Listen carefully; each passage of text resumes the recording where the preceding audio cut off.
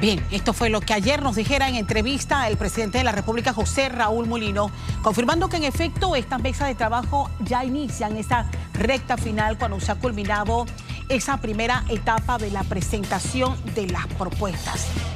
¿Qué procede ahora? ¿Qué se va a hacer antes de ese 6 de noviembre? Ha dicho, deberán tener ese documento listo para presentárselo al país. Francisco Bustamante, relator de esta mesa, nos acompaña esta mañana. Le agradezco muchísimo estar con nosotros. Bueno, y en la medida que podamos explicar más que todo la dinámica y un poco evaluar cómo ha sido el ejercicio hasta este momento. Bien. Como dijo el presidente, es un tema estructural que todas las partes tienen que participar y que debe desembocar en una propuesta. Esa se ha cumplido al pie de la letra.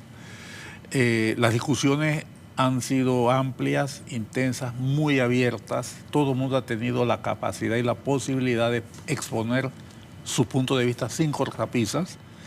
Y finalmente ayer arribamos a lo que llamamos la matriz de homologación, que consiste en por temas se van poniendo la claridad, la transparencia, el tema financiero y aún así lo que ellos hicieran ayer. Y entonces se fueron agrupando en una tabla los puntos de coincidencia y los puntos de no coincidencia o disidencia, de manera tal que eso no se había visto hasta ahora todas juntas, cada se había visto individualmente, ahora se vieron todas en conjunto en la sesión del lunes, y se le entregó a cada uno para que las analizara, para entrar entonces a identificar ya finalmente cuáles serían los puntos en los cuales hay una absoluta coincidencia que pudieran ser parte de... ¿Hay más coincidencias? Sí, básicamente hay 2, 3 puntos que son los que no hay la coincidencia y que son los críticos. ¿Cuáles son? Bien, el primero, que no hay coincidencia total, solamente hay un grupo mayoritario quiere volver al sistema, fusionar los sistemas, el sistema solidario. Hay un grupo de enfermedades críticas que dice, déjame ver todo antes de decidir. Y está el de empresarial que dice, vayamos a un sistema de 3 pilares, donde hay las pensiones no contributivas, las actuales de las leyes, que se mantiene el sistema mixto y el solidario, y uno de aportes voluntarios, ¿no? Entonces, son 3 niveles, son los 3 exposiciones, pero básicamente se inclinan hacia el tema de fusionarlo. Ese es uno. El otro punto de disenso que puede haber es que ese grupo en su gran mayoría no está de acuerdo con las medidas paramétricas. Creo que la ANEP dice, yo quisiera, si hay cambios de medidas paramétricas, que sea lo último que se haga. Y hay otro grupo que dice, mira, si hay cambios de medidas paramétricas, que sea del lado de los empresarios nada más. Esas son las diferencias, ¿no? Y obviamente del lado empresarial dice que haya medidas paramétricas. Esas son básicamente las 2 en el tema de financiero, ¿no?, que hay. Y obviamente todo coincide en la autonomía y la transparencia en la gestión de la institución. Ahora bien, ¿qué procede hasta este momento? El presidente ha dicho, se va a elaborar un documento donde vamos a tomar las propuestas de todos los sectores en consenso. ¿Ese consenso se logra allí? Una de las preguntas que le hacía, ¿y qué pasa si no hay consenso? Bueno, uno de los puntos más críticos que hay es mantener o no mantener el sistema mixto de capitalización individual o regresar al solidario. Ese es el punto del meollo donde puede haber diferencias. Ayer la administración presentó un modelo basado en el análisis de cuentas individuales, donde demuestra que el modelo de pensiones basado en cuentas individuales, valga la repetición, no genera las pensiones de pobreza que argumentan los que objetan el sistema, sino que en condiciones similares de medidas paramétricas, 20 años de trabajo, una tasa de reemplazo del 60%, mujeres 62 años y hombres 57, la cuota obrera patronal manteniéndola, se pueden lograr tasas de reemplazo muy similares al 60%. Sí. Entonces viene la respuesta. Es que las pensiones no alcanzan. Entonces el problema decimos, espera un momento, el 60% es la tasa de reemplazo. Correcto. Pero si los salarios son bajos, el 60% de poco es menos que poco. ¿Me explico? Entonces el problema es un problema de estructura de escalas salariales que no es la Caja del Seguro Social la entidad que puede resolver eso. Pero algo sí tenemos claro.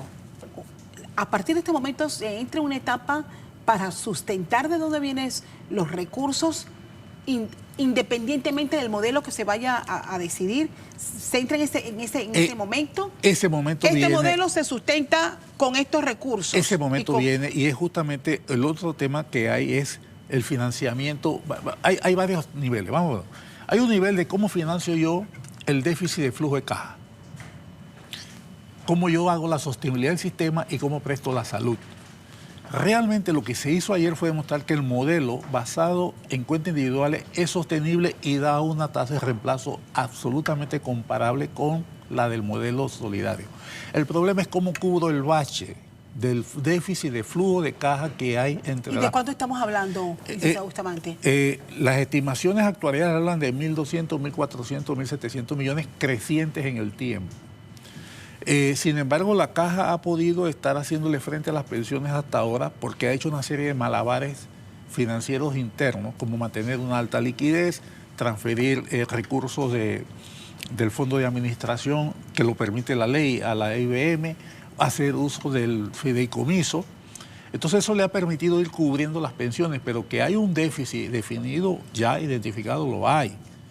Entonces el problema es cómo lo financio. Entonces las propuestas que hacen los grupos que quieren volver al solidario es cojamos la plata de los jóvenes, el mixto, y con eso resolvemos el problema. Resuelves un problema de caja, pero estás creando otros problemas actuariales a largo plazo mayores. De sostenibilidad. Los temas como las jubilaciones especiales, el número de beneficiarios, ¿ya se ha abordado en esta análisis? Se abordó. Y debo aclarar algo y gracias por la pregunta. La Caja del Seguro Social paga las pensiones hasta lo que dice la ley suya. En el caso, por ejemplo, uno de los que ha sido ampliamente cuestionado es las pensiones de la fuerza pública. Tal vez no tanto por el monto, sino por la cantidad de beneficiarios. La cantidad de comisionados y subcomisionados es altísima. Entonces la crítica dice, bueno, ¿por qué eso que ellos pagan no se le pasa al seguro? Lo que pasa es que eso lo paga el presupuesto de la nación. El seguro paga hasta 1.500 y los 4.500 o 5.500 adicionales los reembolsa el Estado al Seguro Social. O sea que el seguro no está pagando eso. Lo mismo las pensiones especiales de Bocas del Toro. La ley dice, los paga el seguro, pero los reembolsa el fisco a la nación. Entonces eso se ha dicho, sí, pásenlos allá. Se habló de los magistrados también, que porque se les paga mucho de pensiones. Pero realmente el problema no es por ahí. Eso alivia un poco, pero el problema es otro. Es que la base que está contribuyendo al programa se achica porque los cotizantes pasan a ser beneficiarios y no hay reemplazo. Entonces, es un problema estructural del sistema. Pero amerita, y bien lo planteaba ayer el presidente, cada vez que se le pregunta, creo que él trata de ser lo más sensato, y él señala, no hay forma de solucionar esta crisis si no hay niveles de sacrificio de todas las partes. Así es. El final del día se va a pagar ese dinero y aquí yo hago una reflexión. Hay una posición que dice que las generaciones futuras paguen a las generaciones nuevas porque estamos entregando un país a las generaciones futuras. Y yo digo, sí, y también le estamos entregando a las generaciones futuras una deuda de 52.000 millones de dólares. Imagínese. Entonces le estamos diciendo a las generaciones futuras, te voy a pasar una deuda de 52.000 millones de dólares y además te voy a quitar los ahorros que ya tú tienes para seguir gastándolos hoy. Y en el caso específico del número de beneficiarios, que también genera toda una controversia. También, eso ha sido, y hay una posición coincidente, que los beneficiarios deberían ser atendidos por el Estado. Hay una impresión en la mayoría de las posiciones de que el Estado de alguna manera le ha transferido al Seguro Social la responsabilidad. Ayer salió una exposición de uno de los grupos que decía, mira, debe ser obrero, trabajador, esposa y un hijo, los demás que los mantenga el Estado. Otro dice, no, que pague por los beneficiarios adicionales. Pero sí se ha considerado, se ha hablado de ese tema, de que los beneficiarios, la atención de ellos es responsabilidad del Estado, no tanto así el trabajador ni de la caja. Eso se ha hablado. ¿Qué ambiente ve usted como relator en esta mesa, tomando en cuenta que ya se acorta el plazo y el presidente tiene que presentar ese documento, esa propuesta final a los panameños el próximo 6 de noviembre? Yo creo que estos puntos van a estar, la reunión de este miércoles de mañana va a ser supremamente interesante, porque el modelo que se presentó, que realmente fue novedoso, decía, mira, aquí lo que va a definir la pensión de las personas es la base salarial, bajo los mismos supuestos que se están usando. Por ejemplo, todo el mundo dice, las inversiones deben dar 6,5%. Se usó 5 como una estimación conservadora. Entonces, eso ellos lo van a discutir. Vamos a ver mañana qué sucede, qué dicen ellos en cuanto a ese tema. El otro tema que va a haber es, yo dudo que ellos vayan a cambiar en cuanto a su percepción de que el Estado asuma la responsabilidad, porque detrás de eso hay una posición, vamos a decirlo, de principio. Ellos están proponiendo en el fondo un cambio de sistema económico, un cambio de modelo económico para poder resolver el problema, y esa no es responsabilidad de la Caja ni del IBM.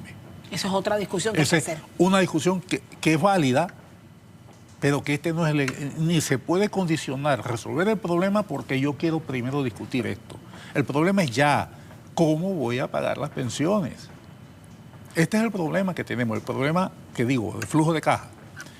El ejercicio de ayer puso a pensar de que la sostenibilidad del sistema es viable y se está trabajando a paso firme en la expresión, sí, en el tema de salud.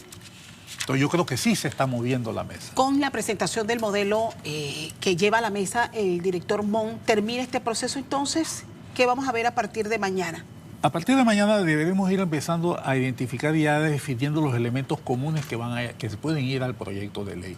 En la siguiente semana, en el mejor de los escenarios, deberíamos estar discutiendo un borrador que considere las cosas posibles. Okay. Deberíamos estar viéndolo. Si todo fluye como ha sido hasta ahora, no todo el mundo está de acuerdo, no siempre las expresiones son de adhesión, a veces hay objeciones, algunas posiciones, pero dentro, repito, de un marco de respeto y de plena libertad de opinión. ¿Ese documento puede sufrir cambios en la Asamblea Nacional, donde pasa entonces? Por supuesto, yo inclusive... Esa otra etapa. Mi apreciación es que la discusión real se va a dar en la Asamblea, porque hasta ahora ha sido estrictamente técnica, salvo estas cuestiones teóricas de que el modelo no funciona y cosas así.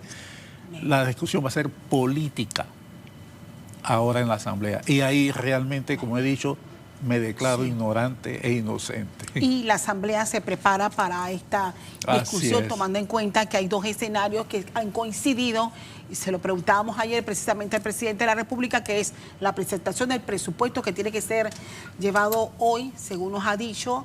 Esta tarde se aprobaría nuevamente en el Consejo de Gabinete y esperar entonces ese 6 de noviembre para llevar este documento a la Asamblea Nacional. Francisco Bustamante, relator de esta mesa de trabajo para resolver la crisis de la Caja del Seguro Social, esta mañana con nosotros. Mil gracias por sacar tiempo y venir a compartir estos minutos. Gracias. Hay más que compartir.